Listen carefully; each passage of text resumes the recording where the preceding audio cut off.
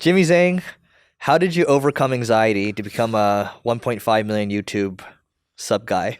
I feel like anxiety is so potent when I was a kid growing up. I think, especially like as an immigrant child, I wasn't really brought up with a lot of American customs, and it's just being just dropped in this world where it's like, oh, well, first of all, everybody's speaking English. I'm not, Mm.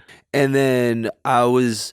So and it's like my parents didn't really know how to even talk me through anxiety, how to even cope with anxiety, how to deal with it. So I had no reference, I had no guidance on how to get through it. So it was really just I think coping with it with like really bad habits, really bad addictions like video games.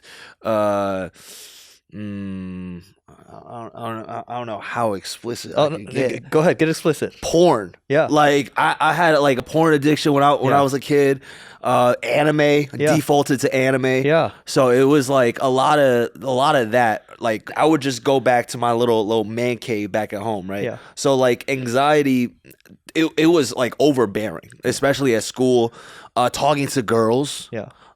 just overwhelmed me with anxiety. So it wasn't until I started my YouTube, and when I started reading books on like, okay, how to over slowly like rewire my brain with like, okay, if this is the life, like it's kind of reading the books helped me like paint a vision for myself in the future to like, oh, I don't have to live like this, you know? So like the videos slowly pull me out of my shell. But like the very first video I shot, I still remember it was at Central Park in New York City, and like and it wasn't even like the crazy questions I would ask now. It was like some simple like deep philosophical question like, oh, what was your most life changing story, right? Just simple, and even that was like, you know and just but I knew deep down that like the only way to get over my anxiety and um my shyness is to force myself.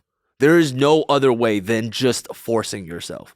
That's the only way to get through it, or else I am going back to my room and I'm throwing on Naruto and just Yeah. just jerking off and watching it, so it's like I love like that. that is the only way to get out of it. Yeah. Yeah. What do you think 17-year-old Jimmy would say about 28-year-old Jimmy now? 17?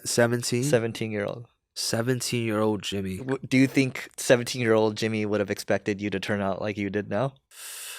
Oh man, it's a dream. 17-year-old Jimmy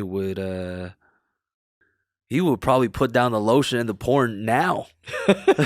He probably, I get to be that later? I need to chill with this, Yeah. you know? Yeah. So I'd probably, yeah, I want 17-year-old Yeah. Jimmy to start earlier. Yeah. Well, I mean, this leads well into you talked about how there's this one Gary Vee video that changed your life. So what age did that happen? Like when did you start getting into personal growth? Talk about that video too. Yeah, I think this was around like 20, 21. Um, yeah, it was the video where he was just speaking to the audience about, if you're between the ages of 22 to 27, this is your window of opportunity to strike. You have all the pressures of this is before you have all the responsibilities that come with life, like families, babies, and stuff like that. So, you get to live in a garage or a basement with like four of your roommates.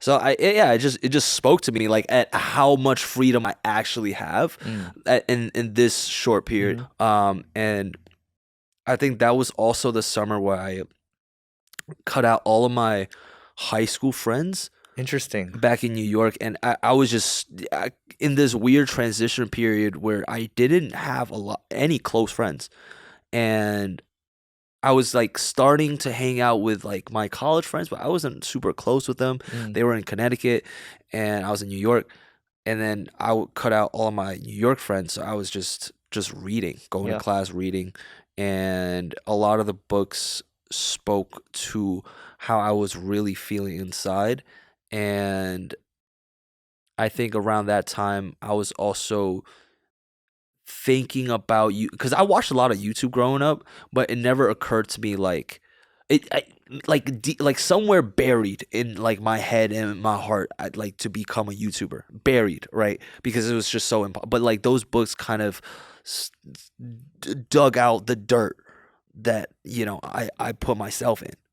This message is brought to you by Single Grain. And Single Grain is a marketing agency ran by yours truly. Single Grain does paid media, SEO, creative, conversion rate optimization, and has worked with a handful of companies such as Uber, Amazon, Airbnb, Salesforce, to startups, venture-backed startups, a lot of different companies.